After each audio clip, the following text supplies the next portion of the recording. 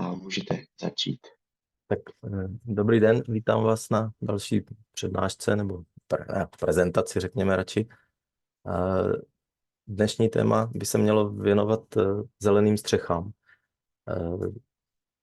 Podotýkám, že vlastně výběr těch témat dělala Národní síť MAS, tak aby zapadaly do nějakého konceptu patrně podřízeného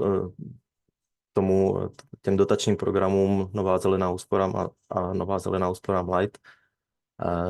Takže vlastně jsme byli osloveni, abychom teda se věnovali tématu zelených střech, který možná stejně jak ta voda je, řekněme, trošku okrajový a nedostanete se k tomu tak často, protože ty realizace jsou poměrně drahý a nepříliš častý a není možné je teda dělat na všech možných střechách, ale přece jenom je to věc, která jaksi je podporovaná, která je určitě přínosná, jak z hlediska životního prostředí, tak z hlediska, řekněme, energetické bilance těch budov.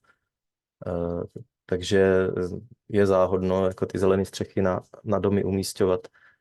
Takže pojďme se podívat na to, jak se to dělá, co to přináší za výhody, co to přináší za nevýhody a na co je potřeba se zaměřit, aby taková zelená střecha na tom objektu mohla být. Jedním z důvodů, proč jsme asi byli osloveni teda jako nadace partnerství, tak je to, že vlastně provozujeme v Brně areál, ve kterým máme několik zelených střech, více druhů. Jo. Je tam později si řekneme, že vlastně existují takzvané intenzivní zelené střechy, extenzivní, různé přechodné formy. Takže tyhle všechny střechy u nás máme a snažíme se je tak jako všechno nějakým způsobem testovat a měřit některé jejich fyzikální vlastnosti, to, jak se chovají v průběhu roku, jaký mají vliv na teplotní režim a vlhkostní režim v okolí a co vlastně nám přinášejí za výhody. Tady na tom úvodním slajdu vidíte pár fotek od nás areálu. Tady vlastně na té největší fotce je vidět zelená střecha na nejnovější budově, která je vlastně intenzivní, pochůzí, přístupná z terénu, takže je jakoby zapojená do toho areálu a takhle to u nás dost často vypadá, takhle tolik lidí se tam pohybuje a mají vlastně neomezený přístup i na tu střechu, takže tahle ta střecha je pro nás součástí de facto té okolní krajiny kolem toho domu a je hodně využívaná i nejenom jako návštěvníky zvenku, ale i pro naši jednu z hlavních činností, a to je vzdělávání. Vzdělávání nejčastěji teda dětí a studentů, takže to je zase vidět ta fotka vpravo dole, exkurze z mateřské školky, která za každého počasí může vlastně navštívit náš areál. I jim se snažíme ukazovat, co vlastně ty zelené střechy přináší za výhody, nebo nejenom zelené střechy, ale vůbec jako tady ta moderní výstavba, samozřejmě nějakou hravou formou, takže jsme víceméně pro ně vyrobili i v podstatě nejmenší zelenou střechu v republice asi, která je na tom domečku vpravo nahoře. Je to prostě domeček na hraní, který má na těch střešních rovinách. Na jedné té střešní rovině je udělaná extenzivní zelená střecha, na druhé jsou normálně standardní tašky, tady to není na té fotce vidět. A na tom domečku se dá testovat vodozádržná schopnost té zelené střechy. Děláme to tak, že dětem rozdáme konvíčky a oni nalijí stejné množství vody na jednu polovinu střechy, kde je ta extenzivní zelená střecha, stejné množství vody na druhou stranu a jsou schopni hned vidět, jaký množství vody odteče z té které plochy a jaká je vlastně vodozádržná schopnost právě té vegetační vrstvy zelené střechy. Takže možná proto jsme byli osloveni, aby jsme něco řekli k zeleným střechám. Takže pojďme na to. Co to vlastně zelená střecha je? Ten název zelená střecha je možná trošku zjednodušující, správně by se asi mělo používat vegetační střecha nebo prostě nějaký název, který víc odkazuje na to, že je to vlastně, řekněme, přírodní věc, ne technická, tak jak je tady na těchto fotkách. Tady vidíme v podstatě zelené střechy, ale které nepovažujeme za zelené střechy, čili není to o tom, že prostě barvou jako tu střechu odlišujeme, ale právě tím, že na té střeše jsou umístěny vegetační vrstvy umožňující růst rostlin. Ani tohle není zelená střecha. Na té levé fotce to mi vyfotil kolega na zájezdu v Itálii, kde vlastně na nějakých pomocných objektech udělali plochou střechu z umělého trávníku. Asi prostě se jim to líp udržuje. Čili tohle to taky není úplně přesně ono. No a na té pravé fotce je vidět už takový nějaký přechodný, přirozený vývoj, jak možná ta zelená střecha mohla vzniknout, ale ani tohle to nepovažujeme za zelenou střechu, protože ty mechy jsou v podstatě obtížně udržovatelné, poškozují ty stavební konstrukce a tak, takže zelená střecha je prostě konstrukce, na které jsou řízeně uloženy vegetační vrstvy, umožňující růst určitého druhu rostlin. Tady už vidíme něco, co považujeme teda za zelené střechy, a je tady teda poznámka, že asi správnější název by měl být teda vegetační střecha. Ten název zelená možná vznikl, řekněme, zjednodušeným překladem z angličtiny nebo z němčiny, který jako green roof, přeložený otrocky je zelená střecha, ale stejně tak to slovo green pro ně znamená právě jakoby přírodní nebo vegetační, nebo prostě nějakým způsobem spojená se zelení, a v tom našem překladu se to ztratilo. Takže tolik možná jenom k tomu, že se používá spíše nesprávný název, ale budu ho používat i dál, protože prostě pod tímhletím názvem se to u nás vžilo a zelená střecha, prostě je každému jasný, co je tím myšlený. Historie zelených střech. Můžeme dneska si říct, nebo považovat zelené střechy za relativně nový konstrukce nebo konstrukční řešení, ale jejich historie sahá už hodně do minulosti. Jeden ze 7 divů světa starověkých, Vysuté zahrady královny Semiramis, v podstatě se má za to, že to byl komplex palácový, který byl pokrytý právě zelenýma střechama. A podle pověsti se traduje, že král Nabukodonozor ho nechal postavit pro svou manželku Semiramis, která pocházela z horských oblastí, kde té zeleně bylo hodně, a právě v tom středu té babylonské říše trpěla prostě tím, že té zeleně kolem je málo, takže jí manžel nechal postavit tyhle ty zahrady zásobovaný vodou teda z řeky pomocí nějakých čerpadel. Nikdo přesně neví, jak to mohlo fungovat technicky.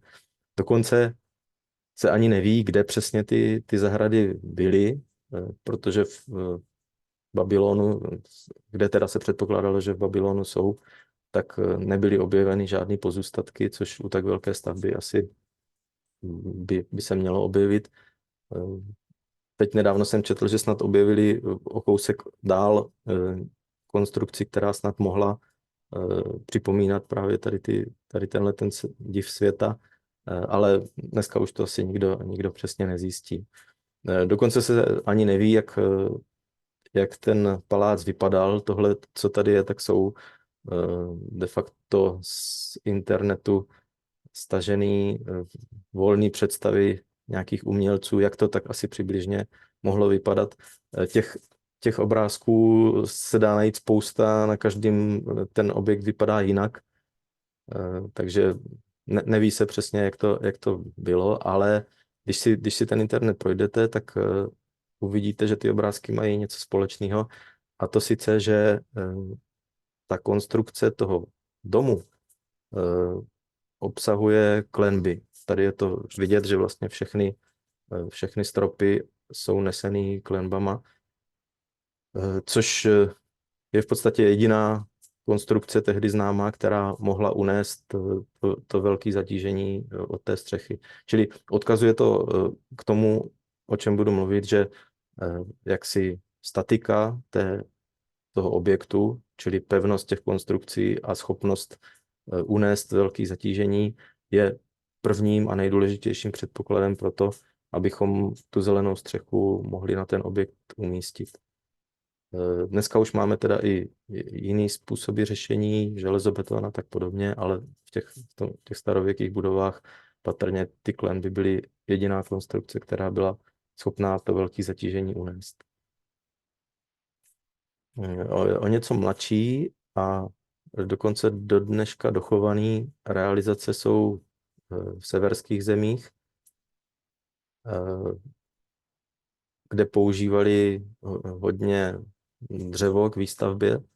To znamená, je vidět, že i ta střecha zelená je schopná fungovat v blízkosti dřeva, čili materiálu, který podléhá vlhkosti a hnilobě, a přesto se ty objekty dochovaly dlouhou dobu. V některých skanzenech v Norsku jsou objekty, o kterých se tvrdí, že jsou 400 let starý a mají zelenou střechu. Samozřejmě to není původní, protože, myslím tu skladbu té zelené střechy, protože ta má nějakou samozřejmě omezenou životnost, hlavně teda ty konstrukce, které ji oddělovaly od té samotné dřevěné stavby. Bylo zjištěné, že na to používali ti Seveřané před těma staletíma teda březovou kůru ve formě, vlastně ve funkci hydroizolace, jo? Čili na tu střechu dali prkna, na to dali březovou kůru nebo mnoho vrstev březové kůry prokládaných dřevním dechtem, což je vlastně taky věc získaná ze dřeva, která má de facto hydroizolační účinek. No a teprve na tyhle ty vrstvy oddělující dávali tu hlínu a sázeli tam většinou trávu nebo sili tam trávu a vytvářeli zelenou střechu, která jim pomáhala tu budovu chránit jak před zimou, tak před teplem. Životnost takové konstrukce se odhadovala na nějakých 20, maximálně 30 let, takže vždycky jednou za 20 let to museli celý sundat a udělat znova, včetně té hydroizolační vrstvy z té kůry. Přesto ty objekty přežili, pokud tohleto se jakoby dělalo a ti lidi se o ty domy starali, tak ty objekty přežili do dneška a jsou vidění v těch norských skanzenech. V České republice je nejstarší dochovanou zelenou střechou střecha jízdárny bývalé na zámku v Lipnice nad Bečvou. Pochází z 19. století, to znamená už řádově nějakých 150 let stará. Samozřejmě za tu dobu taky prošla nějakým vývojem. Tehdy sloužila jako reprezentativní zahrada pro majitele toho zámku. Pak nějakou dobu byla sejmutá vlastně z té střechy ta vegetační vrstva. Někdy v polovině 20. století se to obnovilo. Za socialismu byly snahy tu zelenou střechu spravit, ale nebyly na to zvolené vhodné technologie a materiály a postupy, takže potom docházelo k zatýkání do toho objektu. Dlouhou dobu to vypadalo, že to dokonce celý se bude muset zdemolovat, ale potom při rekonstrukci už v 90. letech tak se našlo vhodné technické řešení a ta střecha funguje, je tam dostatečná hydroizolace na to, aby mohl fungovat i ten objekt pod ní a takhle vypadá v dnešních dnech. Takže jo, zhruba 150letá historie zelených střech v České republice. To, o čem jsem mluvil, že vlastně ta vhodná volba nebo volba vhodných materiálů, to je další limitující věc pro ty zelené střechy. Celkem výrazný rozmach zažily zelené střechy někdy na, řekněme, ve 20. 30. letech 20. století, když se začal prosazovat jako stavební směr funkcionalismus. Ten se snažil, na jednu stranu zjednodušoval ty budovy oproti předchozí třeba době secese, takže tvarově byly jednodušší, ale začal používat nový, modernější materiály a podřizovat víc tvar a vzhled té budovy té funkci. No a zelené střechy byly jedna z věcí, která tam přinášela nový pohled nebo novou možnost využití těch plochých střech, protože do té doby se ploché střechy používaly spíš výjimečně. Takže byla představa, že z těch zelených střech bude přibývat na tom počátku toho 20. století, ale docela to bylo limitováno právě využitím těch materiálů, hlavně teda hydroizolačních, který nedokázali vlastně zpracovat nebo přinést ty nároky, které na to ta zelená střecha kladla, takže docházelo dost často k zatékání do konstrukce. Tady třeba v Brně byla už někdy právě v těch 30. letech zelená střecha ve městě na budově rozhlasu, ale protože vlastně to nefungovalo, tak byla postupně, nebo byla odstraněna už poměrně dávno. Jo, takže tady ty technické problémy vlastně odsunuli to masivnější využití zelených střech až v podstatě na konec toho 20. století, kdy a na současnost, kdy už máme de facto materiály, které jsou schopny vyhovět požadavkům těch vegetačních střech a fungují tak, aby nedocházelo k poškozování objektů. Proč vlastně se tím zabýváme, nebo proč chceme ty zelené střechy na budovách? První samozřejmě je nějaký estetický požadavek nebo rekreační nebo něco takového, to, co jste viděli na té úvodní fotce, snažit se využít tu střechu jako další prostor, další místnost domu nebo další kus trávníku, kde se můžeme pohybovat. Ale kromě toho nám, obzvlášť teda v městském prostředí, přináší i další výhody spojený, vlastně jak už jsem o tom mluvil včera ve spojitosti s tou vodou, tak s ochlazováním toho prostředí. Tady je pár infografik, které nám vlastně ukazují principy, proč v těch městech je nám vedro v létě. V tom zastavěném území ta teplota bývá mnohdy o 5 a více stupňů vyšší než v tom okolí právě díky tady těmhletěm jevům, což je v podstatě použití těch materiálů, které jako akumulují velké množství tepla. Ta výstavba způsobuje, že to teplo prostě tam zůstává. Vítr to nevyfouká z těch ulic. Mnohonásobný odrazy toho slunečního záření způsobují přehřívání a sálání všech těch povrchů. A v neposlední řadě se tam přidává takzvané antropogenní teplo, to znamená teplo vyprodukované náma jako naším životem a provozem. Tady je naznačený třeba jako motory aut,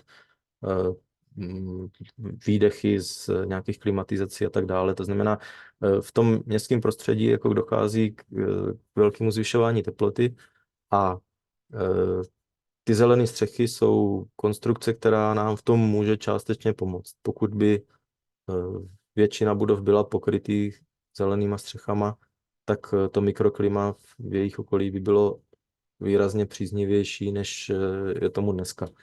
To znamená, proto se ty zelené střechy dostávají do centra pozornosti a proto se snažíme je na ty budovy prosazovat. Byť to není jednoduchý a byť je to drahý teda, ale prostě ty přínosy v některých případech jsou opodstatněné. v té pravé části je vidět jeden z důvodů, proč ta zelená střecha je výhodnější. Ten výraz albedo znamená v podstatě poměr odrazu záření vůči dopadajícímu záření, čili je vidět, že oproti asfaltu nebo nějakým pevným povrchům, tak ta tráva nebo obecně rostliny jsou příznivější z toho hlediska, že nepohlcují tolik toho slunečního záření a nespůsobují takový přehřívání. Samotná zelená střecha v podstatě je tvořená takzvaným vegetačním souvrstvím. Není na tom nic složitýho, de facto je to o tom, že na, řekněme, standardní většinou plochou střechu, která je zakončená nějakou hydroizolací, to je vlastně v té skladbě od spodu vidět, že na nějaké nosné vrstvě je hydroizolace. I na té fotografii vpravo je to vidět, to šedý dole je hydroizolace. Po tu hydroizolaci je ta střecha v podstatě standardní, čili jediný rozdíl je v tom, že se na tu hydroizolaci umístí to vegetační souvrství, který je právě tvořený těma vrstvama. Na tu hydroizolaci většinou se ještě dává nějaká ochranná vrstva, která zabraňuje prorůstání kořínku těch rostlin tak, aby nepoškozovala tu hydroizolaci. Někdy to bývá folie, v našem případě, protože ta fotka vpravo je vlastně náš případ z areálu, kdy jsme vlastně rekonstruovali tu zelenou střechu a měli jsme to takhle odkrytý, tak je tam vidět, že v našem případě je tam ještě umístěný polystyren nebo extrudovaný polystyren, který mechanicky chrání tu hydroizolaci před nějakým tlakem prostě té vegetační vrstvy, tak aby nedocházelo k jejímu poškozování. Důležitou vrstvou je takzvaná drenážní vrstva. To je tady v tomhle případě nějaká nopková folie. Je to tam vidět v podstatě plastová taková vlnovka, která vytváří volný prostor pro odtíkání přebytečné vody. To znamená voda, kterou nepohltí ten substrát, tak proteče až skrz tu nopovou folii a je odváděna, protože ta střecha pod tím musí samozřejmě být nějakým způsobem spádovaná, tak ta přebytečná voda je odváděna do vpustí a normálně standardně třeba do kanalizace, nebo v našem případě teda ještě i je odváděná do nádrže, ve které ji chytáme a využíváme potom na splachování. Nad tou drenážní vrstvou musí být filtrační vrstva, což bývá většinou teda nějaká geotextilie řidčí, která zachycuje částečky té hlíny nebo toho substrátu, tak, aby se nedostávaly do těch spodních vrstev a neucpávaly to. No a z hlediska těch rostlin nejdůležitější je samozřejmě ta vegetační vrstva nebo ta vrstva toho substrátu, kde ty rostliny koření a kde vlastně se zachytává ta dešťová voda, kterou ty rostliny následně využívají a odpařují. No, takže princip zelené střechy nebo toho vegetačního souvrství je jednoduchý a teďka jde akorát o to, že třeba v téhle skladbě, jak to tady vidíte na té fotce, to znamená řádově nějakých 25 cm té hlíny, co tam je, tak váží spoustu, jo, je to prostě 300 až 400 kg na metr čtvereční. Je jenom tady to vegetační souvrství, což je obrovské zatížení z hlediska té střechy a většina objektů takovýhle zatížení neunese. Takže vývoj vegetačního souvrství zelené střechy směřoval tady od těchto, řekněme, intenzivních střech směrem k extenzivním, právě proto, aby se našla, nebo aby existovaly různé řešení pro ty vegetační střechy, takový, aby i objekty, které nemají takovou statickou únosnost, byly schopný přenést nějakou skladbu zelené střechy. Takže tady vidíme tabulku nahoře ty čísla jsou zhruba tloušťka toho substrátu nebo hlíny, řekněme, nebo toho, v čem ty rostliny koření. Vidíte, že to prostě začíná někde na 4-5 cm a může to jít až do metru tloušťky. A v té tabulce je vidět, v jakých tloušťkách se vlastně pohybují takzvané extenzivní a intenzivní střechy a dokonce jaký rostliny jsou vhodné pro tu kterou skladbu. Samozřejmě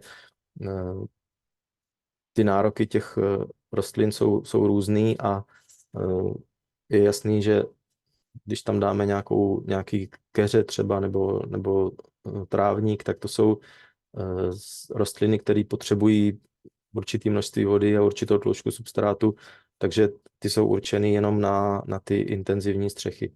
A pokud chceme tu tloušťku zmenšovat směrem k těm extenzivním zeleným střechám, tak už musíme používat rostliny, které velice dobře umí hospodařit s vodou a jsou schopný přežít v nějakých, řekněme, extrémních prostředích.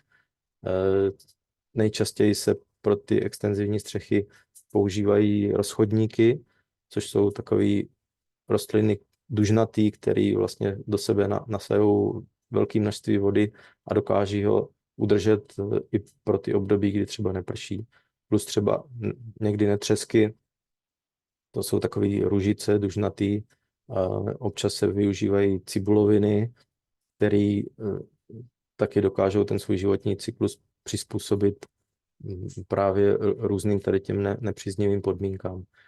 Takže rozdělení střechy na intenzivní a extenzivní je jednak v tloušťce substrátu a jednak ve skladbě těch rostlin, které na té střeše jsme schopni jak si udržet při životě.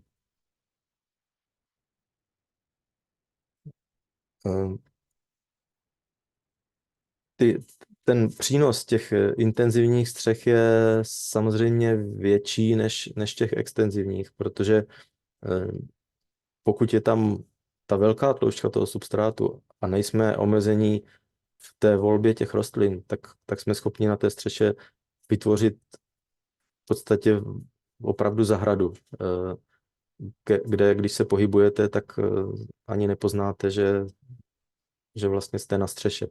Tohle je fotka z Prahy, ze sídla ČSOB. V těch místech, kde jsou použitý ty stromy, tak je přes 1,20 m substrátu, to znamená tam, když se pohybujete, tak už si připadáte opravdu jako v lese. Samozřejmě to klade obrovský nároky na tu nosnou konstrukci pod tím. A tady v tomhle případě se jednalo teda o novostavbu, nebo řekněme, je to 15 let asi stará budova, takže ta už byla navrhovaná s tím, že se počítalo s tím, že tam takováhle obrovská zátěž na té střeše bude. Ale ten přínos té střechy, jak z hlediska estetického, tak z hlediska ochlazovacího je jako výrazný. Oproti tomu ty extenzivní zelené střechy mají snahu jít na co nejmenší tloušťku a hlavně na co nejmenší hmotnost, právě proto, aby byly využitelný na většině objektů. Tady je vlastně v podstatě nejmenší možná, nebo nejtenčí a nejlehčí možná skladba té extenzivní zelené střechy. Vidíte, že tam všechny ty vrstvy zůstávají zachované, je tam ta ochranná vrstva, je tam drenážní vrstva. U těch extenzivních zelených střech je obzvlášť důležitá ta drenáž, protože ty nesmí zůstat přemokřený v případě nějakých dlouhých dešťů. Pak se používá speciální substrát v tloušťce třeba 4, 5, maximálně 8 cm, přičemž ten substrát je už to není ani hlína, je to spíš prostě minerální substrát, čili vylehčený nějakým třeba pěnovým kamenivem nebo něčím takovým, čili v podstatě jenom jako prostor pro zakořenění těch rostlin. No a rostliny se využívají převážně rozchodníky, většinou dodávaný ve formě předpěstovaných koberců. Je, je jasný, že když ten substrát je v této skladbě, tak není možný ho, nebo nemá dostatek živin pro růst těch rostlin, takže tyhle střechy je potřeba i hnojit nějakým granulovaným hnojivem a tak dále, čili o ně se nějakým způsobem starat tady v tomhletom směru, ale jinak jsou prakticky bezúdržbový, na rozdíl teda od těch intenzivních střech, který, když je to teda jako zahrada na střeše, tak potřebují i podobnou péči jako zahrada, včetně většinou i zavlažování. Úplným extrémem jsou teda extenzivní zelené střechy, kam se místo toho substrátu dává speciální rohož nebo minerální vata, což jsou v podstatě synteticky vyrobený. Jo, minerální vata je de facto ta samá, která se třeba používá k zateplování, akorát není hydrofobizovaná, tudíž napuštěná prostě nějakýma vodoodpudivýma látkama. Tady je v přírodní formě tak, aby byla schopná jako naopak tu vodu vsakovat a udržet. Takže tady v této skladbě je ten substrát nahrazený minerální vatou. Někdy se používá i nějaký rohože recyklovaný a tak dále. V podstatě materiál, který je schopný absorbovat vodu a umožnit těm rostlinkám tam prokořenit a tu vodu využívat. Tahle skladba de facto je úplně nejlehčí, kterou je možné použít.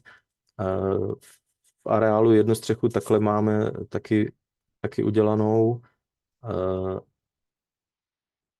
Plošná hmotnost takovéhle střechy se pohybuje někde kolem 90-100 kg na metr čtvereční v nasyceném stavu. Nasyceným myšleno, že tom prostě obsahuje i 30 litrů vody na metr čtvereční vsáknuté do té minerální vaty.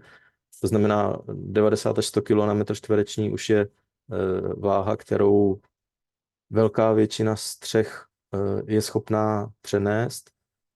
V našem případě je to dokonce jenom dřevěná stříška, takové venkovní kuchyňky, takže ta je schopná těch 100 kg na metr čtvereční přenést a můžeme mít zelenou střechu teda i na takovýchhle objektech, ne nijak, řekněme, staticky náročných.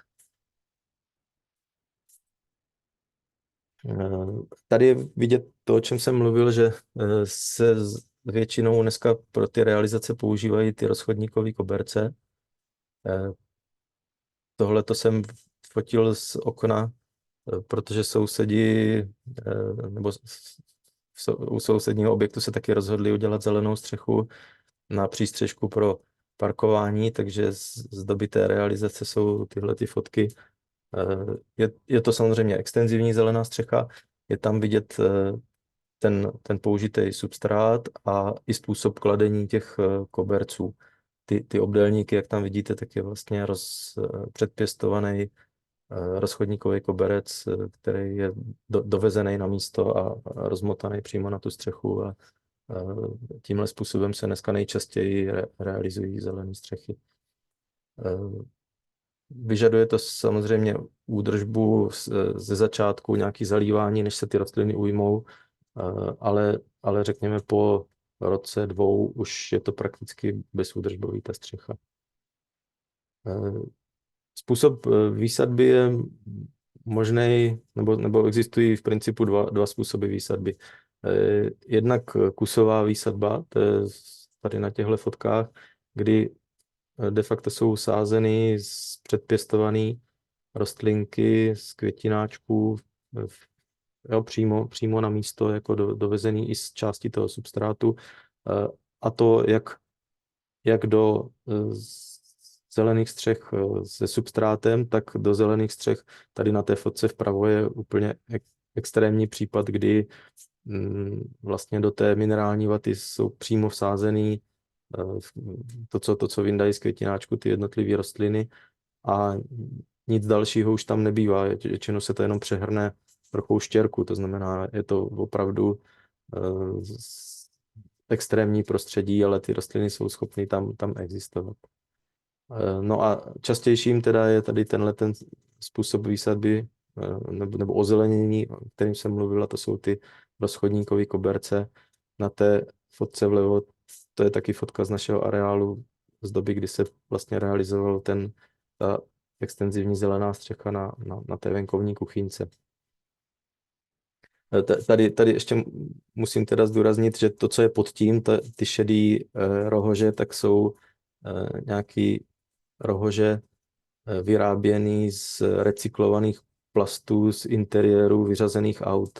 Čili je tam přínos i v tom, že řekněme nějaká recyklace materiálů, který už by jinak byly nepoužitelný a v podstatě by se museli někde pálit nebo skládkovat, tak takhle se jim dá ještě další využití a ty rohože tam můžou dalších třeba 50 let sloužit a existovat. No a dalším způsobem výsadby je nějaká kontejnerová výsadba. Na těch fotkách vpravo je vidět zase předpěstovaný rozchodníky v nějakých bedničkách nebo speciálních dílcích, které se naskládají na tu střechu. Můžou tam mít nějaké zámky, kterými se k sobě spojují a je to vlastně tak, jak ty koberce, jako rychlej způsob ozelenění té střechy, protože ta kusová výsadba samozřejmě nějakou dobu trvá, než se to propojí.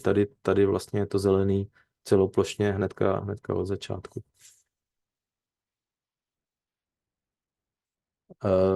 Zatím teda jsme mluvili o tom, že zelené střechy jsou vhodné hlavně pro objekty s plochou střechou, ale poslední dobou se začínají uplatňovat i řešení pro šikmé střechy. Samozřejmě to vyžaduje nějaký konstrukce podpůrný na to, aby ten substrát tam držel a nesjížděl dolů. Takže podle spádu té střechy se dá použít různé konstrukce pomocný od, řekněme, jenom nějakých výstupků, to je na tom levém snímku, až po nějaký zádržný kapsy nebo konstrukce, který vlastně udrží ten substrát na místě. Říká se, že takhle vlastně jde, a viděl jsem i střechy, které takhle byly udělány až do spádu 45 stupňů. A úplně největší spád zelené střechy, který jsem viděl, tak bylo v zoo hluboké, zhruba kolem 60 stupňů. Měli zelenou střechu o spádu 60 stupňů. Takže je vidět, že vlastně nejsme omezeni jenom na ty ploché střechy, ale i řešení pro šikmé střechy už tady jsou. Bylo tam vidět a na tomhle snímku taky, že ten substrát se nahoru dopravuje foukáním. Jo? Je natolik lehkej a natolik sypkej, že se to dá prostě foukat trubkou, tak jak voda nebo prostě cokoliv. Nedopravuje se to tam v nějakých kontejnerech, jeřábem nebo něčím takovým, prostě fouká to tam kompresor. Takže tady je vidět, že i šikmá střecha se spádem nějakých 40 stupňů je schopná nebo fungovat jako zelená. Dokonce na té fotce vlevo je vidět, že tam mají nachystané i závlahy, takže na takovou střechu potom už nikdo nemusí chodit, ta údržba je potom zajištěná nějak automaticky. Vpravo teda ještě vidět to, že ta výsadba na těchto střechách asi je nejlepší dělat právě tím kontejnerovým způsobem, protože ta kusová výsadba tady by asi nefungovala, to by ten substrát se odplavoval, takže na těch šikmých střechách se používá tady ty předpěstované kontejnery. Tak dostáváme se i k nějakým specifičtějším realizacím, kdy ta zelená střecha může být pestřejší a může v sobě přinášet nějakou další výhodu. Občas se rozšiřují, obzvlášť mezi lidmi, kteří to opravdu vnímají jako součást přírody, tak třeba chtějí mít takzvanou biodiverzitní střechu, která právě vytváří různý prostředí, že v té ploše vlastně se mění prostředí vhodný pro ty rostliny a případně i pro živočichy. Takže třeba v rámci té jedné střechy je velmi proměnlivá tloušťka toho substrátu, proměnlivá skladba těch rostlin. Někde třeba zůstávají i holí místa bez rostlin, právě pro nějaký, třeba pokrytý pískem, právě pro nějaký hmyz nebo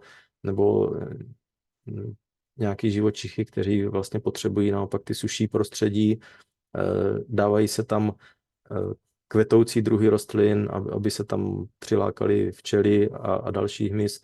Dávají se tam třeba tady vlevo takzvaný hmyzí domeček, kde vlastně se umožňuje nějakým způsobem rozmnožování toho hmyzu. Čili snaží se v podstatě tu střechu připojit k té okolní přírodě a zpřístupnit ji pro větší množství a větší škálu jako jak rostlin, tak živočichů. Takže to jsou takzvané biodiverzitní střechy. No a tady včera už padl dotaz na takzvané biosolární střechy, což je de facto kombinace teda zelené střechy a fotovoltaiky. A jak jsem říkal, tak nejenom, že je to možný, ale uvádí se, že je to teda i oboustranně výhodný, že jak ten chladící účinek té zelené střechy zvyšuje účinnost výroby těch fotovoltaických panelů, tak naopak to částečné přistínění tou fotovoltaikou dělá dobře té zelené střeše v tom, že jsou schopny tam existovat i rostliny, které by na tom přímém úpalu asi nevydržely. Takže uvádí se, že biosolární střechy jsou, nebo by mohly být jako budoucností. My právě plánujeme u nás v areálu taky na tu zelenou střechu jednu umístit fotovoltaiku a chceme zase měřit právě ten účinek nebo tu vzájemnou, řekněme, výpomoc tady těch konstrukcí, protože ty 4%, co jsem říkal, že třeba se zlepšuje ta účinnost těch fotovoltaických panelů, tak to je z nějakých studií někde z Anglie. U nás se tím právě ještě nikdo nezabýval, takže chceme vyzkoušet, jestli to tak je a jestli opravdu to stojí za to tyhle dvě různé konstrukce kombinovat. Tak dostáváme se teda k nějakým přínosům těch zelených střech, kvůli kterým se to vlastně snažíme dělat. Úplně první asi musí být právě tady to využití té estetické a rekreační funkce. Tady je citát od Le Corbusiera, což je právě architekt funkcionalistický, který vlastně říkal, že máme povinnost, jak si tu zeleň, kterou tím domem v té přírodě sebereme, tak nějakým způsobem jí vrátit a zelená střecha je jako jednou z forem. Takže to je jakoby k té estetice a v současné době, kdy prostě ty zelené střechy jsou jako poměrně drahá konstrukce a pokud se investor rozhoduje, jestli je tam dát nebo nedat, no tak pokud chce šetřit na tom domě, tak první, co škrtne, tak jsou právě tady takový jako zelená střecha a podobné věci, které jsou de facto ne, že zbytný, ale nejsou vyloženě nutný k provozu toho domu, takže obvykle na to, aby tam ta střecha skutečně byla, ta zelená, tak musí ten investor být přesvědčen, že ji tam chce, byť to nemá třeba podložený jako finančně, protože nikdy ta zelená střecha na sebe jako nevydělá v uvozovkách, v tom smyslu, že by ty její přínosy vyvážily tu její cenu. Jo, takže pokud je tam ta možnost toho rekreačního využití, tak jak je to třeba tady vidět na těchto fotkách, kdy prostě tu zelenou střechu připojili, kdy existuje jakoby možnost východu na tu střechu, jo, že z těch objektů lze vyjít na tu zelenou střechu a ta zelená střecha se stává de facto rekreačním prostorem pro uživatele té budovy. tak to je veliký přínos, který je teda obtížně vyčíslitelný v penězích, ale tohle to jsou vlastně nějaké realizace z Prahy, kdy vlastně říkali, že je to zpeněžitelný tím způsobem, že pokud je to prostředí takhle příjemný, tak oni jsou schopni prosadit třeba vyšší nájem pro ty nájemníky v té budově a částečně se jim vrací vlastně investice do té zelené střechy. Takže možná i tahle ta část je jaksi jde to nějak převést na peníze a může se to stát argumentem pro toho investora, že tu zelenou střechu tam umístí. Tohle jsou výhody zelených střech jako měřitelný. To znamená přínosy, tady je to nazvaný jako s využitím fyzikálních vlastností. To je to, o čem jsem mluvil, ten chladící účinek těch zelených střech, čili ve spojitosti s tou vodou a s tím skupenským teplem, o kterým jsem mluvil včera, tak je jasný, že vlastně ta zelená střecha může přispět v letním období k výraznému ochlazení toho objektu. Ta voda, co tam naprší, absorbuje se v tom substrátu, tak ty rostliny postupně ji využívají a odpařují a díky tomu vlastně ochlazují povrch té střechy o několik desítek stupňů oproti tomu, než kdyby ta střecha tam nebyla. Jo? Čili to je myšlený tím chladícím účinkem a to je to, co mně přijde, že je využitelný právě z toho energetického hlediska. A to je podle mě ten důvod, proč ty zelené střechy jsou zařazeny do těch dotačních systémů, protože právě dokážou tady tím svým chladicím účinkem, řekněme, šetřit náklady na klimatizaci a zároveň vlastně přináší.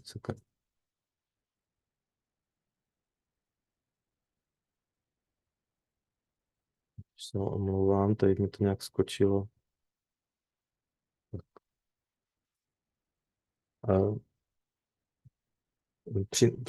Přináší teda výhodu jakoby v tom, že v těch prostorách pod tou střechou není takový vedro v létě. Další, čili to je ten chladící účinek. Zvýšení životnosti střešního pláště, tím je myšleno to, že pokud ta hydroizolace té střechy je volně na těch standardních objektech, tak její teplota se pohybuje od třeba -20 v zimě po nějakých třeba +80 v létě. To znamená, ty materiály jsou vystaveny velkým teplotním nárazům a to samozřejmě snižuje jejich životnost. Pokud na to umístíme nějakou vegetační vrstvu, byť tu tenkou extenzivní střechu, tak výrazně zmenšíme ty teplotní výkyvy a dá se předpokládat výrazné zvýšení životnosti toho střešního pláště. Ten graf, co je tady vidět, tak to je vlastně výstup tady z meteostanice, kterou máme právě umístěnou na té zelené střeše v areálu a kterou měříme samozřejmě nějaký hydrometeorologický věci typu teplotu v různých úrovních, rychlost větru, množství srážek, dokonce i nějaký odpar z té zelené střechy jsme schopni měřit. A navíc vlastně je tam vidět, že do toho substrátu máme vtažený čidla teplotní a vlhkostní a měříme vlastně teplotu i v tom samotném substrátu té zelené střechy. A ten graf, co vidíte v té levé části, tak je právě výstup z nějakého letního období. Ta modrá křivka je teplota vzduchu v létě se vyšplhá až třeba k nějakým 35 stupňům, zatímco teplota toho substrátu se pohybuje kolem 25 a ty výkyvy jsou daleko menší. Další fyzikální vlastnosti, které ta střecha příznivě ovlivňuje, tak je samozřejmě akustika, akustický útlum. V rušném městském prostředí to taky může být přínosem. Požární odolnost, to je trošku sporný v tom duchu, že samozřejmě ta střecha, pokud je vlhká, tak zvýší požární odolnost té celé konstrukce. Na druhou stranu, do dneška se setkáváme s tím, že v některých oblastech požárníci k tomu neradi vydávají souhlasné stanovisko, protože říkají, že vlastně ta zelená střecha, když vyschne, tak se může stát hořlavou, jo? Takže je to sporný, ale jako ukazuje se i nějakýma zkouškama, že by ta střecha měla jako zvyšovat požární odolnost. Ty vegetační vrstvy, že by měly zvyšovat požární odolnost té střechy jako takové. Tak tohle je to, o čem jsem mluvil v souvislosti s těma biosolárníma, teda biodiverzitníma střechama, že samozřejmě tím, že umístíme de facto kus přírody na dům, tak nám to pomáhá zlepšovat to mikroklima. Jednak tím, že ty rostliny pohlcují samozřejmě některý prach třeba a znečištění a produkují nějaký, řekněme, omezený množství kyslíku. Takže tohle to jsou jako přínosy z hlediska toho, řekněme, životního prostředí. Nazývá se to ekosystémovými službama. Dneska už existují i softwary, které to nějakým způsobem dokáží spočítat, převést na peníze ten přínos. A může to být jako důvodem pro to se rozhodnout, že tu zelenou střechu mám nebo chci, tak může být i to, že dokážu tyhle ty přínosy převést na peníze. Tak tady jsou nějaký grafy, které právě jsou z výstupu těch našich měření a kde je vidět teda, jak ta zelená střecha funguje. Jo, to znamená, tady měříme de facto to, co už bylo na tom prvním grafu vidět. Je tady měřená teplota v tom substrátu a teplota vzduchu. Tohle to je jeden týden vlastně v lednu, kdy ta teplota jakoby kolísala, zatímco je vidět, že ta teplota toho substrátu se drží mezi prostě 0 a -1 a k těm výkyvům tam nedochází. Jo, takže tady je vidět, že ta redukce té teploty probíhá teda jak v zimním období, tak jo, no, to potom ještě uvidíme dál. Tady je znova ten graf, zase je to vidět, modrá křivka je teplota vzduchu, červená teplota substrátu. A tady taková zajímavost, tady jsem si myslel, že se nám ten teploměr v tom substrátu pokazil, protože pořád ukazoval stejnou hodnotu, tak jsem si myslel, že buď to se to odpojilo, nebo že tam je nějaká chyba, až pak jsem zjistil, že vlastně se to pohybuje pořád na hodnotě 0. To znamená, tam je vidět právě ten efekt, který jsem včera ukazoval v tom grafu toho latentního tepla, že při té změně skupenství, čili kolem teploty 0 stupňů Celsia, tak právě dochází k tomu, že ta voda absorbuje a uvolňuje velké množství energie, aniž by se ta teplota měnila. A to je právě tady ten případ, kdy de facto teplota vzduchu osciluje kolem té 0, takže přes den třeba vystoupá nad 0, v noci klesne pod 0 a ta voda obsažená v tom substrátu střídavě jakoby zamrzá a rozmrzá a přitom drží tu teplotu 0 stupňů Celsia. Takže tohle nebyl polámaný teploměr, ale byla to situace, kdy vlastně tam docházelo tady k tomu jevu. Tak a teďka se dostanu k tomu, co teda osobně považuji za největší přínos té zelené střechy, jakožto správce tady těch budov, zodpovědný za provoz a technologie, tak to je právě ten chladicí účinek té zelené střechy. Tohle to je vlastně snímek z dronu na ten náš areál, je tam vidět, že vlastně ta jedna střecha je kompletně zelená,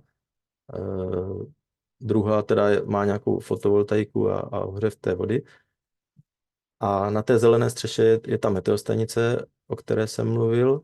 A tady je vidět, jak to funguje. Tohle je zase z dronu snímek v infračerveném spektru, čili termokamerou, který reprezentuje, ty barvy reprezentují teploty jednotlivých povrchů. Jo, co je směrem k modré, je to samozřejmě nižší teplota a směrem ke žluté a nějaké oranžové je to vyšší teplota. Jo, čili tohle je vlastně snímek toho areálu, tady tohoto a vidíte vlastně, jo, tady, jak je umístěná ta zelená střecha a tady ta s tou fotovoltaikou a je vidět, že teplota těch střech v letním období se výrazně liší. Jo, že zatímco tady je vidět, že třeba v té uliční části některé ty střechy dosahují až 60 stupňů, to jsou standardní střešní krytiny. To, co je tady nejteplejší, tak jsou nějaký ponský šindele, čili v podstatě asfaltový výrobky, tak ty se pohybují až někde na 60 stupních, zatímco vlastně ta okolní zeleň se pohybuje někde na 25 a ta naše zelená střecha taky tak nějak. Jediný, co tam je vidět, že na té střeše je jaksi teplejší, tak jsou některé tady místa, které právě tam jsou nějaký výukové prvky pro ty děti. Ty děti se kolem nich často pohybují a tu trávu tam vyšlapou, takže v tom místě, kde je to teplejší, tak chybí ta tráva. No a tam je právě vidět to, že že vlastně ta zeleň má ten chladící účinek. Odpar vody z té zeleně má ten chladící účinek. Takže na místě, kde ta zeleň chybí, tak ta teplota té střechy roste někde přes 30 stupňů. Ale jinak tam, kde ta tráva je, tak vlastně se pohybuje pod 25. Pro mě, jak jsem říkal, to má význam, že pokud vlastně v podlaží pod tou zelenou střechou máme administrativní prostory, které jsou chlazený, tak ty náklady na to chlazení jsou samozřejmě podstatně jiný, pokud by ta střecha měla 60 stupňů, tak jak ty okolní, anebo když má 25. Jo, to znamená, tohle je další přínos té zelené střechy, který lze převést na peníze a který může být důvodem, proč tam tu zelenou střechu mít. Tak tohle je další zajímavost, zase průběh teploty a během 2 dnů s odstupem asi 1 roku. Je to vlastně z toho roku 2019, to je standardní průběh teplot v době, kdy tam prostě ta zelená střecha byla a fungovalo to. V roce 2020 jsme vlastně dělali rekonstrukci té zelené střechy, tam to bylo vidět na jedné z těch fotek, takže nějakou dobu to bylo bez toho substrátu, pak jsme tam ten substrát vrátili a oseli to trávníkem nebo trávním semenem a ještě než to vzešlo ten trávník, tak vlastně tam byl ten substrát jenom prostě bez toho, jo, bez té zeleně. Našel jsem 2 dny s odstupem toho 1 roku, kdy byl nějaký přibližně podobný průběh teplot vzduchu, což je ta modrá křivka, zatímco ta hnědá křivka je teplota měřená tou meteostanicí v substrátu. A je vidět, že pokud tam ten trávník byl v tom roce 2019, tak ty výkyvy jsou minimální, zatímco když ten trávník tam ještě nebyl vzrostlej v tom roce 2020, tak ten výkyv teploty toho substrátu je vlastně, ta teplota dosahuje ještě větších teplot, než je teplota vzduchu. Čili je na tom krásně vidět, že opravdu ta zeleň a ten odpar té vody přes listovou plochu je to, co způsobuje ten chladící účinek té zeleně a těch zelených střech. Tak dalším významným přínosem zelené střechy je nějaké zadržování vody.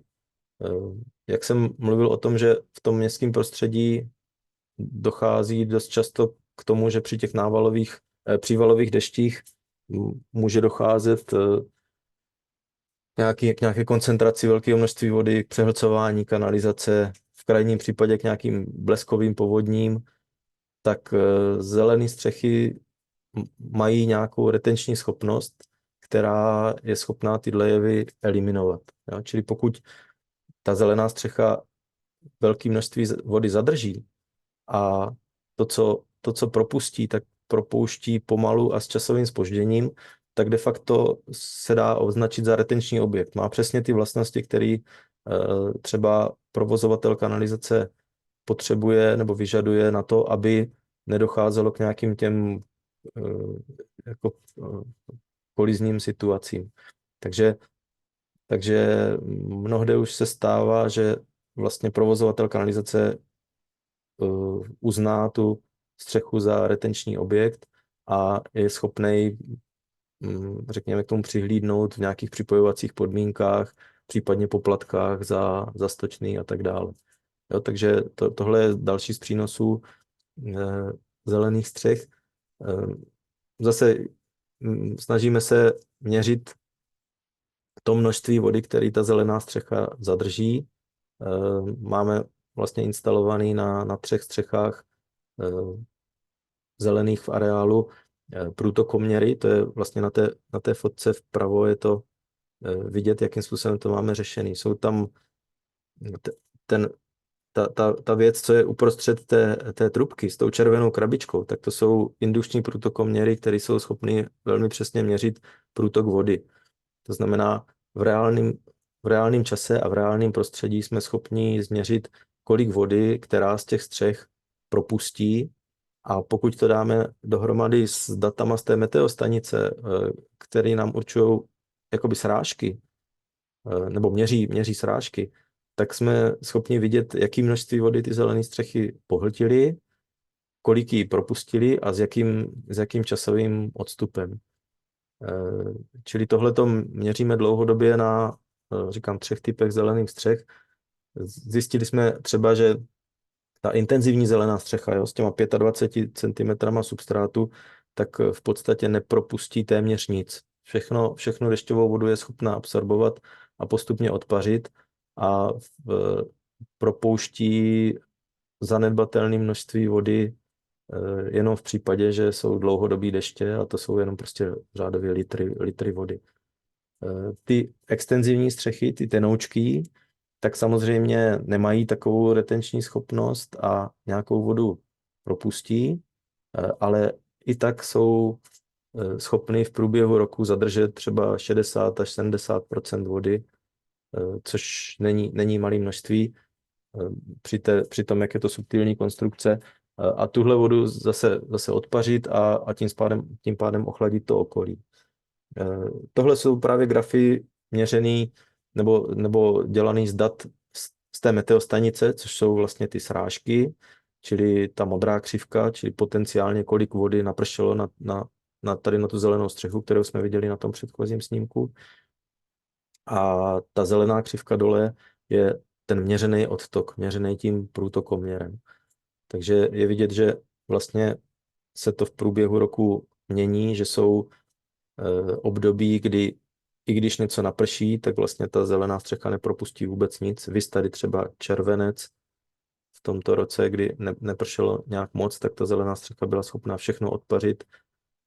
Na druhou stranu třeba říjen byl deštivej.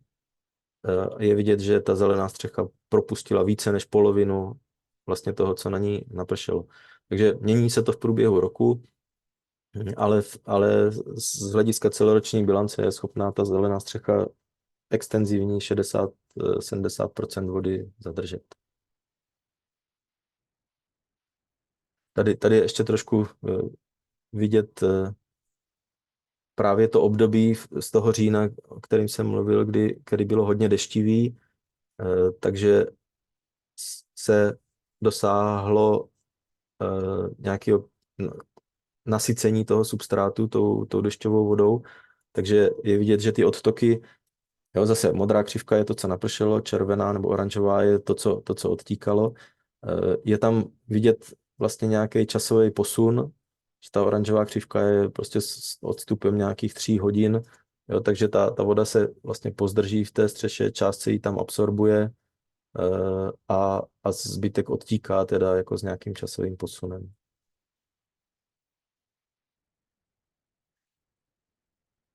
Tak samozřejmě zelené střechy mají i nevýhody a není jich málo. To znamená, jako je potřeba při tom plánování dát si dokupy ty výhody, nevýhody, přínosy, statiku, jestli je možný tam tu zelenou střechu mít a teprve potom vlastně volit nějaké další řešení.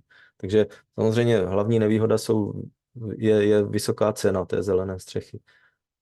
To je nutno prostě vyvážit tím, že ty přínosy té zelené střechy pro mě jsou opravdu natolik přínosný, že mě stojí za to tu zelenou střechu dělat. Statika, o tom jsem taky mluvil, to je další limitující faktor. Někdy, když je to novostavba, tak je možný prostě tu konstrukci na tu zelenou střechu už dimenzovat.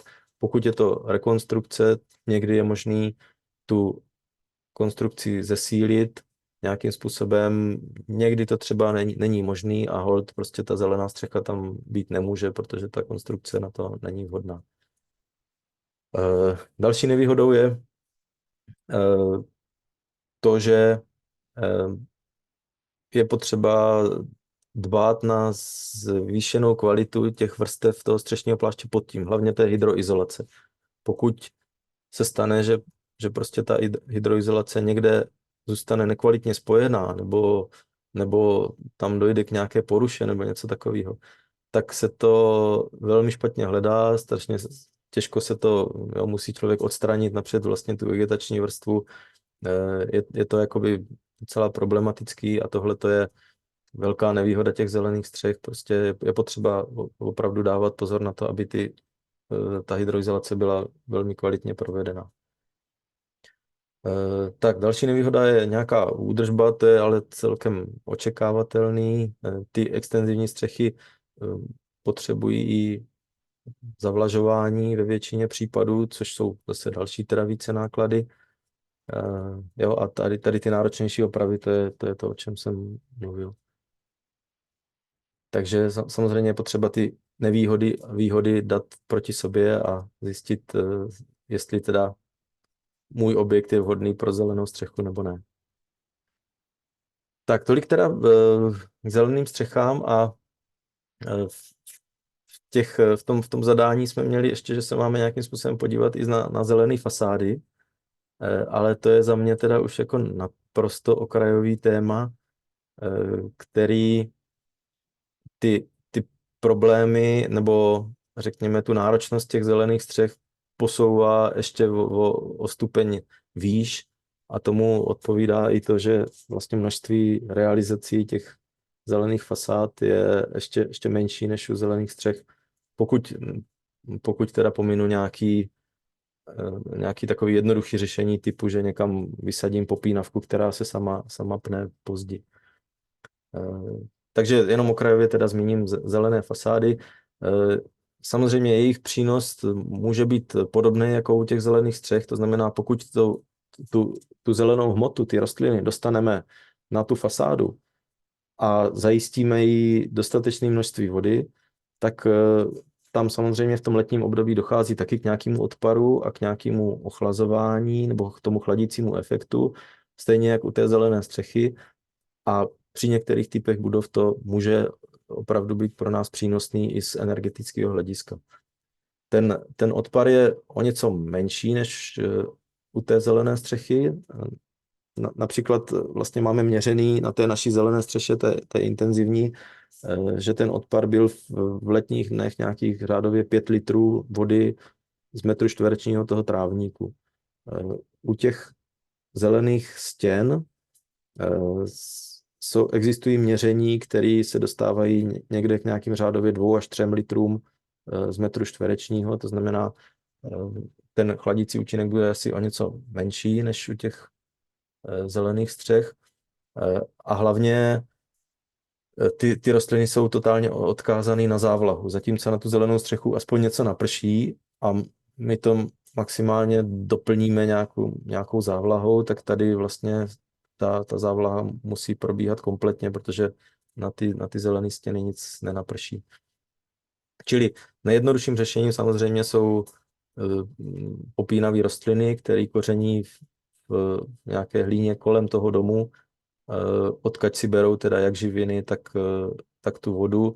Čili tady v tomhle případě to není tak náročný na to zavlažování, ani řekněme konstrukčně a tak, protože v podstatě na tu stěnu pouštíme opravdu jenom ty rostliny, takže tohle to je vlastně nejlevnější a nejjednodušší řešení a de facto těm rostlinám připravujeme jenom nějakou podpůrnou konstrukci, po které se šplhají. Ta konstrukce může být tady vyrobená ze dřeva. Teď nově se používají nějaký nerezový sítě nebo lanka. Právě na těch třeba průmyslových objektech na tu fasádu se velice jednoduše takováhle podpůrná konstrukce dá umístit a ty rostliny ji snadno popnou a můžou jaksi ten chladící efekt tam projevit. Další, daleko náročnější realizací jsou takzvané zelené stěny, nebo se tomu říká intenzivní zelené fasády, nebo prostě může to mít různý názvy, ale princip je úplně jinačí. Ty rostliny nekoření v té hlíně kolem toho domu, ale přímo na tu fasádu musíme umístit nějakou konstrukci s tím substrátem, ve kterým ty rostliny koření. To znamená, zatímco ty předchozí realizace se řeší popínavýma rostlinama, tak tady používáme úplně jiné rostliny, které naopak vyžadují ten substrát a jsou schopný vegetovat v podstatě v té svislé poloze a vytvářet jakoby tu zeleň přímo na té fasádě. Čili tohleto, když to přeženu, tak je to de facto jakoby zelená střecha otočená na svislo, která má teda podobné přínosy, ale konstrukčně je vlastně ještě náročnější, protože potřebujeme vlastně ten substrát udržet na té fasádě a potřebujeme nutně tam dostat závlahu. To znamená, vytváříme poměrně složitou konstrukci před tou fasádou proto, aby ty rostliny tam mohly celoročně existovat. Existuje samozřejmě několik způsobů, jakým to dělat, jak vlastně ten substrát na té fasádě zachytit. Tady vidíte nějaké realizace, mimochodem to vlevo je teda nějaký obytný dům ve Vídni, kde vidíte, že opravdu ta zelená stěna sahá až do výše nějakého 6. patra. To znamená, není to de facto omezený, tak jak třeba u těch popínavých rostlin, ale je potřeba vlastně zajistit jakoby ten substrát, toho udržet až v těch, nevím kolika, 15-20 metrech na té fasádě, tak aby to tam mohlo fungovat. Tady to vpravo je sídlo firmy, která právě se zabývá dodávkama rostlin pro ty zelené fasády. Je to tady vlastně poblíž Brna ve vesnici. Tady je vidět jednak jeden ze způsobů, jakým lze ten substrát na té fasádě udržet. To znamená, do nějakého roštu podpůrného se ten substrát jako umísťuje a je zakrytej nějakou rohoží nebo fólií nebo něčím takovým, který ho de facto drží na místě ten substrát a ty rostliny se sází do kapes proříznutých v té fólii.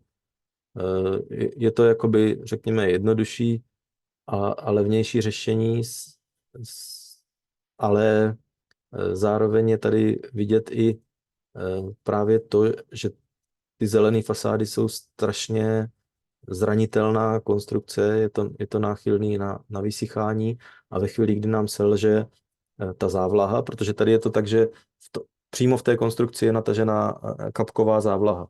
Pokud selže nebo pokud prostě s nějakým způsobem není dostatek vody na ty závlahy, tak za pár dní to může dopadnout tak, jak je to tady vidět na té pravé fotce, to znamená, ty rostliny odumřou a zůstane to škaredý a v podstatě mrtvý a těžko obnovitelný. Čili ty zelené fasády jsou velice zranitelné a velice náročné na údržbu. Tohle to jsou fotky ze sídla firmy Likos, která je to jako jedním z průkopníků tady těch zelených fasád, dodává po celé republice, vyvinula vlastní systémy, jakým způsobem ty rostliny tam pěstovat, vyrábí třeba velkoplošný panely s tou předpěstovanou zelení, kterou umísťuje třeba i na nějaký montážní haly a tak. Čili používají i třeba netradiční rostliny, tady nějaký traviny, takže je vidět, že i v tomhletom oboru prostě dochází k nějakému vývoji a že už ta využitelnost je trošku vyšší. Tady je další ze způsobů, samozřejmě takový jednodušší, v podstatě květináče nebo nějaký truhlíky, vyrobený tvarově tak, aby umožňovaly růst těch rostlin. Když jsou takhle ty rostliny čerství, tak je tam vlastně vidět ten systém toho upevnění. Oni postupně, jak se rozrostou, tak zakryjí, překryjí vlastně tu konstrukci a není to tak vidět. Toto má samozřejmě výhodu, že pokud někde odumře nějaká rostlina, tak se dá třeba vyměnit ten truhlík nebo ten modul jako kus za kus a je to snadněji opravitelný.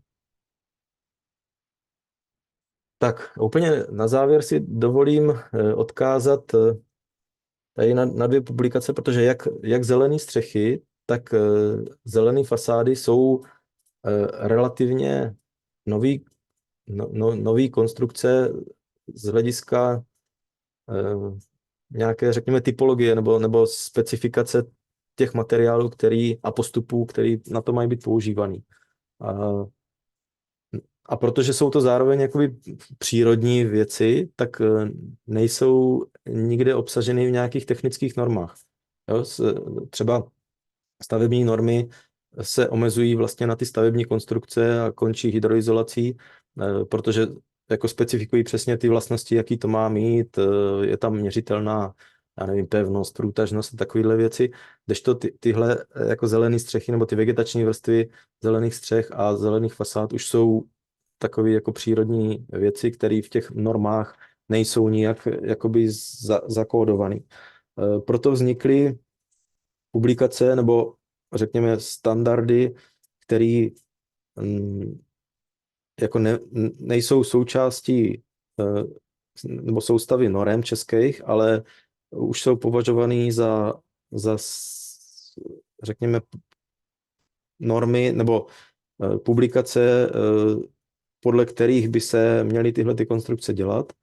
A vydává to teda, to je Svaz zakládání údržby zeleně, to je organizace, která se těma věcma zabývá a kolektiv autorů, kteří dlouhodobě se věnují tady těm zeleným střechám a fasádám, tak sestavil vlastně předpisy a standardy pro navrhování zelených střech a zelených fasád. Takže pokud byste na to někdy narazili a pokud by bylo třeba potřeba určovat různý druhy skladeb nebo technické detaily a různý provedení, tak tohle jsou publikace, ve kterých je dostatek informací pro provádění těchto konstrukcí.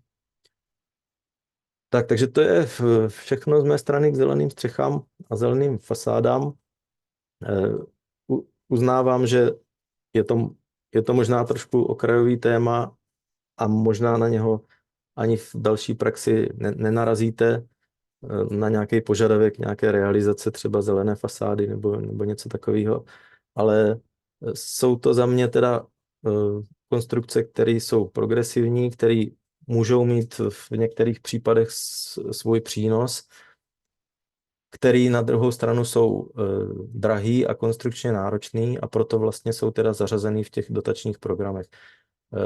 Nejsou třeba v nové zelené úsporám Light, si myslím, že nejsou zahrnuty tyhle ty konstrukce, ale v nové zelené úsporám normální, tak tam příspěvky na zelené střechy i zelené fasády jsou, takže prostě proto to tady o tom mluvíme, že je možný, že v rámci poradenství třeba na tohle to narazíte a je dobrý o tom vědět prostě, jak to funguje, tak třeba znáte i tyhle publikace, podle kterých potom by se to dalo navrhovat. Takže tolik k zeleným střechám, zeleným stěnám. Děkuji za pozornost. Pokud máte nějaké dotazy, tak se ptejte.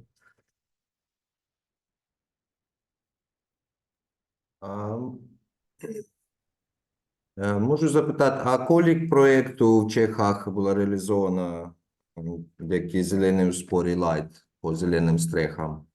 Ze zelené úspory light žádnej, protože tento tuším nepodporuje. Nejsem si jistý, to když tak mě opravte, nebo možná to už víte líp jak já.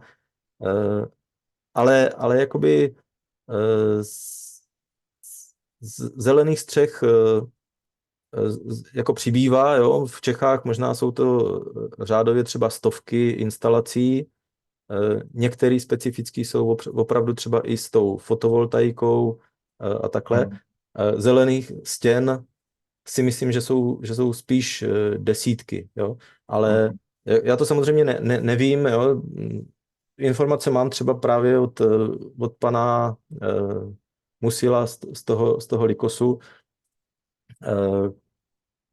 který vlastně ty zelené stěny dodává a říkal, že mají vlastně, řekněme, řádově 10 až 15 realizací ročně zelených stěn. Jo. To znamená, i tohleto už jako začínají některé realizace být, ale opravdu je to okrajová věc. Jo. Je to prostě na celý Česko jsou to řádově desítky jakoby zelených stěn. Jo. Pochopil, děkuji. Je to daný i tím, že když si vezmete, tak zelená střecha úplně v té nejtenčí skladbě vás vyjde třeba na nějakých 1300 korun na metr čtvereční. V té tlusté vrstvě, v té intenzivní, tak se pohybujeme někde jako od 2500 výš a zelený stěny se pohybují někde mezi 10 až 20 tisíci za metr čtvereční. Jo, čili je to násobně dražší a proto si myslím, že prostě se to ani nějak masově nerozšíří, protože prostě to stojí fůru peněz a je to náročný na údržbu, takže je to tam zařazený v nové zelené úsporám, tuším, ale nemyslím si, že by se to nějak masově rozšířilo. U zelených střech doufám, že jich třeba bude přibývat, ale ty zelené stěny pořád asi budou převládat jenom ty popínavé rostliny. Rozumím. Děkuji.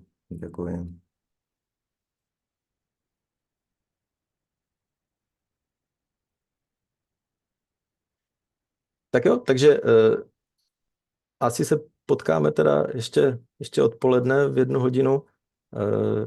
Ještě tam mám jednu prezentaci, ve které právě jsou některé realizace zelených střech, zelených stěn, plus ještě teda i realizace toho nějakého snahy o hospodaření s dešťovou vodou, takže budu se těšit ve 13 hodin. Nashledanou.